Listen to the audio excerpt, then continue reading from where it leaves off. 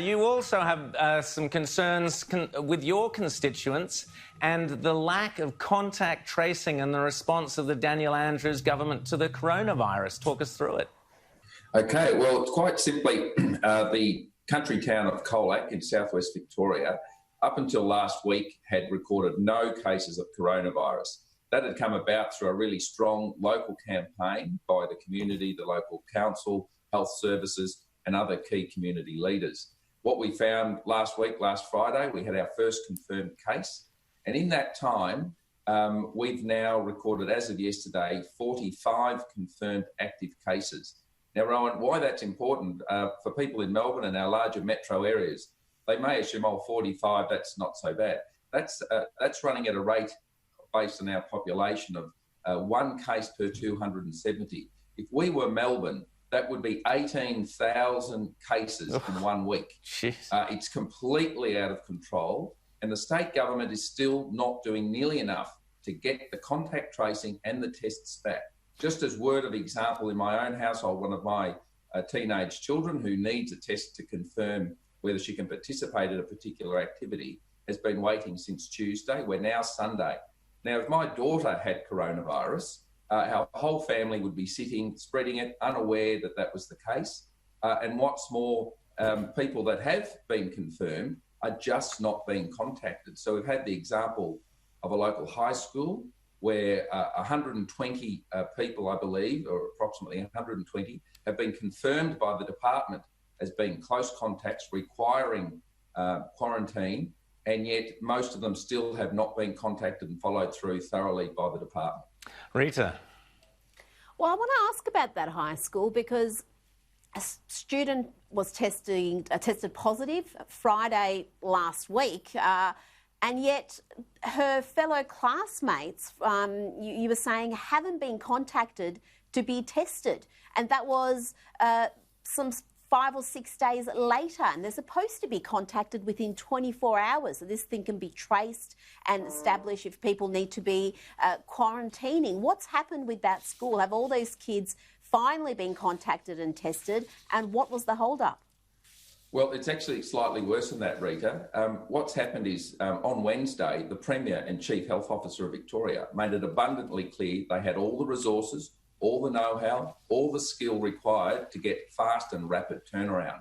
But here in Colac, here in Victoria, here in regional Victoria, we know that's simply not true. So what's happened at the school is after considerable panic and concern by many school members, students and parents, the school contacted DHHS themselves.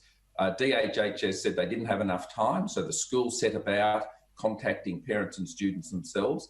But what's since happened then, that was on Tuesday, since that time, parents have gone and got tests and done their own tracing, only to find that when the results have slowly filtered back, and there are still some families still waiting for results, and now we're well over a week after that, they're sending it just to the parents' email, which is where the school sent the information.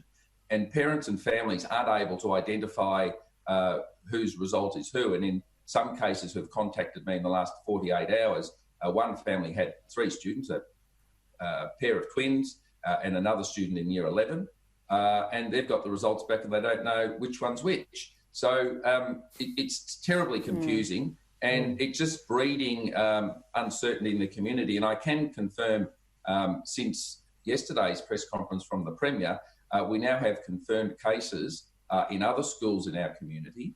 And one of the problems with that is it's the schools contacting DHHS, telling them they've got it in the school and not the other way. And that should concern all Victorians. And my plea to Victorians is don't sit back and wait for this government to solve your problems. If you have concerns, stay home, quarantine yourself and get tested yourself, because at the rate we're going, based on our Colac experience, we're looking at a 2-week turnaround between testing and contact tracing. And in some cases, it's even taking longer. Well, I wouldn't be relying on the Dan Andrews government to look after anybody at all, but there you go. That's just me. James, have you got a quick question? We've only got a minute left before Richard has to go. Just very quickly, isn't it really galling that Dan Andrews gets up in press conference after press conference and blames the Victorian people for not doing the right thing when his testing is a shambles?